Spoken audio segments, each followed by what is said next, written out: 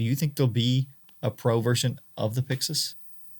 I hope so. I think it's going to be hard because the only thing the pro version would probably add is internal NDs, and that's it. If not, maybe more frame rate options. But I mean, like the Pixies are pretty well off as it is. But it's going to be Yeah. hard because so the thing is, Blackmagic had did with the 6K Pro. They put NDs, internal NDs, and a EF, sensor. So there might be a Pro that's just only EF mount Mm. and it has internal NDs.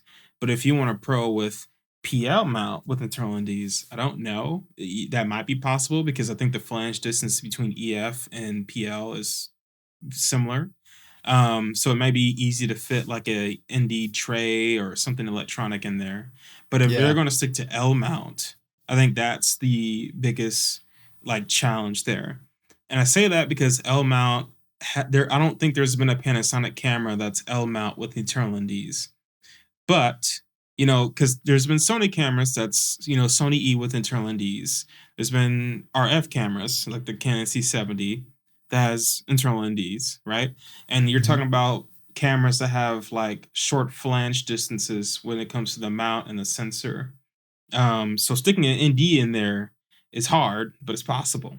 But then there's L mount. L mount is similar to E and RF, where the mount is hugging the sensor super close, but I don't think there's been an L mount camera to put NDs in between that sensor and the mount.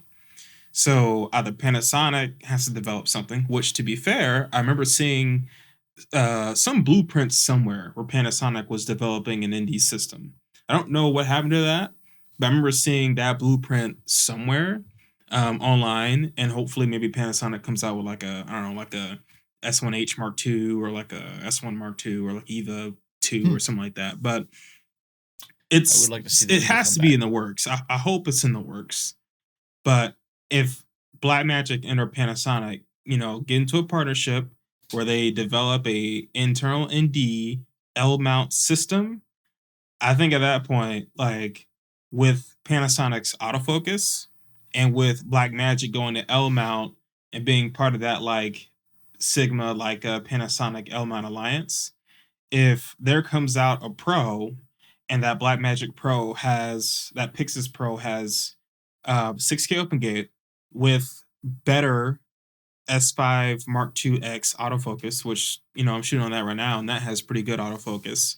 But if the Pyxis comes out with an internal ND system for L mount on top of having great autofocus from the S5 Mark II cameras, and that's your pro, great autofocus, L mount ND, Oh SDI, man. OLPF, box style camera, then that's like you might as well forget about Sony and Canon because like you get so close to what is the FX6, Yeah. but in like a $3,000 body, and you get even closer to the C70, but it's still Hmm. cheaper, but it's still in a box style Yeah. body.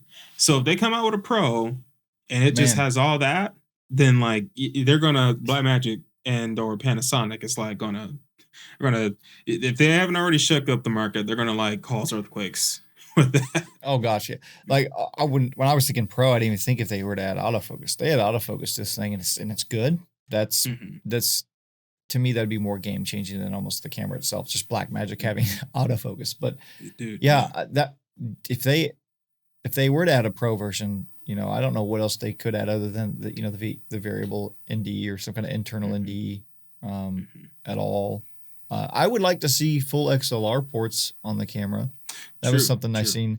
There's none on that. There is a 3.5, which There's a mini XLR. There's only one. oh, you're right. You're right. There's mini There's XLR.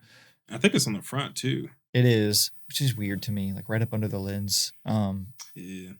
Yeah, I don't know. I mean, at least that's there. Have you ever used mini XLR? Uh, I have back when I owned the C70. I did. Yeah. I, as I'm like growing and like just filming more things, either run a gun or just in controlled environments, audio is like becoming painfully more important. like good audio and conveniently easy to use audio. Yeah. So I really appreciate the XLRs, the mini XLR, like the full size XLRs on the 4.6K and even the mini XLRs on like the 6K Pro. Honestly, any XLR, whether it be mini or full, I'd appreciate, because it's just like you get the best audio at that Yeah. point. I would And take. you add a 3.5 mil jack on top of that, like you got me, you know? I assume, I don't know, but I assume you can do 2 channels on the Blackmagic. You know, I haven't heard anybody talk about that. If you run the mini XLR, can you use the 3.5? You know, can you run a lav and a boom into the same? You can, both on the 6K Pro and on the 4.6K, you can Okay, select one channel to you're be right. XLR1, another channel to Yeah. be XLR2, or So you we're gonna can assume. select line in on one, you know, that sort of thing. So Yeah, I assume you can. you can. Because I forgot Yeah. that you brought that up. On my 4K, I could do that. So it had mini XLR. I can run that in on your left or right channel, split it in that way. So I hope it can. But yeah, I totally forgot I had the mini XLR. I'm glad you said that, because I was like, it didn't have an XLR, but it did have the mini. I mean, I'd take the mini XLR over a 3.5 if I had to choose. It's just weird. I guess does it keep the body small? Is that the point? I mean, it's just, I don't know what the point is of mini XLR. Is it just to keep the footprint small on the body? I think so, yeah. That's something I can think of. Yeah, I think so. Yeah. Well, Like kind of I meeting don't. in the middle, small Yeah, footprint, good audio. I don't know what else I'd add to a pro version other than ND, built-in ND, maybe full XLR, but I am fine with the mini. I don't know why more people don't like. So you know how the old DSMC2 models are red. I don't know if you've ever seen those, but they used to have these add-ons where it kind of like, it will like kind of make it. There would be like this triangular shape, right? Like it will just be like this kind of breakout on the back, and then have like SDI and XLR and all that. I wish, Oh, you know what I'm talking now. about. It's hard to explain, but in the pro version, I would hope that either on the left side or on the right side, towards the back. I think even like the Canon C500 and C300 Mark III does this, where on the back there's this little kind of curved out breakout where you have additional like XLR, mini or full, and Yeah, SDI. You know what I mean? So maybe in the yeah, pro version they can add like a smaller breakout where it's just full size XLR on the back and like gain and audio options and things like that, you know? yeah. I wonder if they would add. I don't remember what the back of the Pyxis look like. I'm gonna look at the. Do you think they would ever add like a little backpack thing that would go on the back to either change it into V-Lock and add more ports? I don't know if that's possible or not. I don't remember what the back of the camera looked like. I'm sure there could be like if someone like wooden camera or like mid 49 or something made like a electronic NPF to V-Lock thing Yeah, I'm that sure can also somebody would make screw in that. the back, you know, Yeah. sure, like maybe.